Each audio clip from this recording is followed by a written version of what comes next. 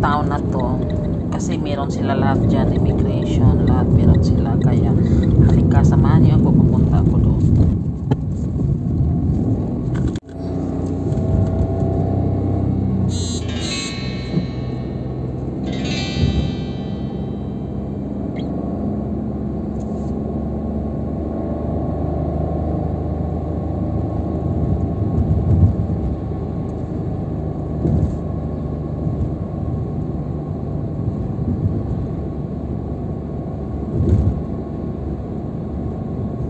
Itong pinapasukan ko sa right side ay zona industrial zone ito. Kaya maraming mga pabrika sa mga papel, pabrika sa mga yung mga ilaw-ilaw sa mga sasakyan. Gumagawa nga sila dati diyan sa mga sa mga sasakyan na mga medyo mahalin. Kaya yan, samahan niyo ako, punta ako sa bahay niya. Come with me.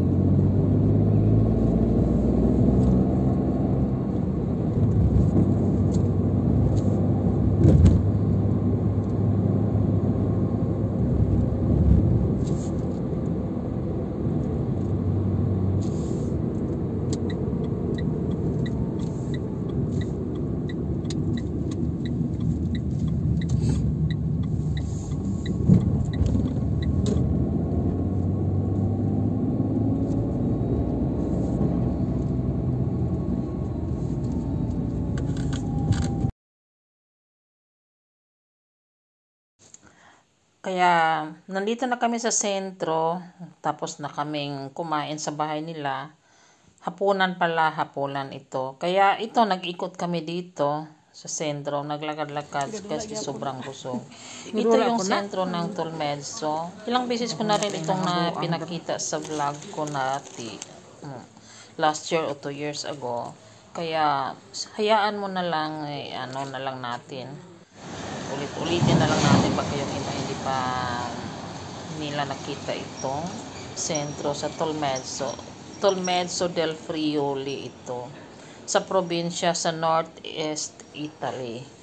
Kaya ito yung nila, town nila, napakatahimik dito sa Italy. Hello, kasi guys. Yung mga provincial mga towns, tahimik talaga pang after dinner na yon. May mga open na mga bar, may nag-iinuman, nagkukumustahan, pero hindi kagaya sa iba na very crowded talaga. Dito tahimik lang talaga, maganda dito mag-walking after dinner. Kaya yan, nakita na yan, may color, may fountain sila dito sa sentro naman.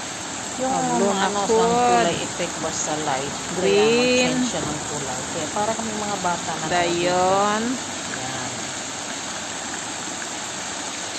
Change ang iyang color. Yan. Wow.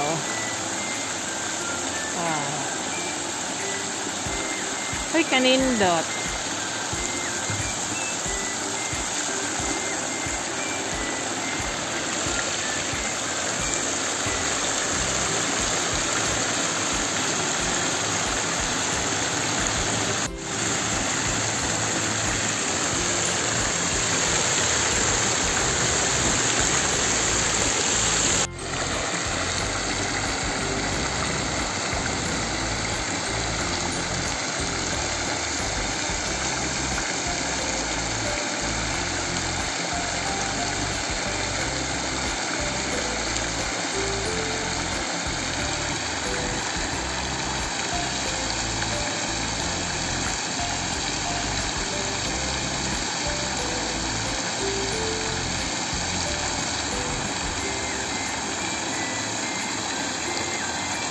Yan.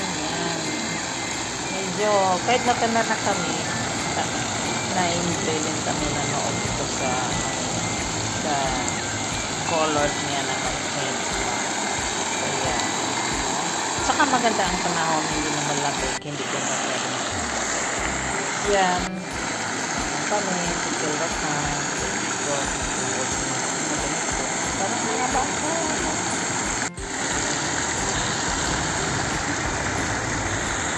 Blue, violet.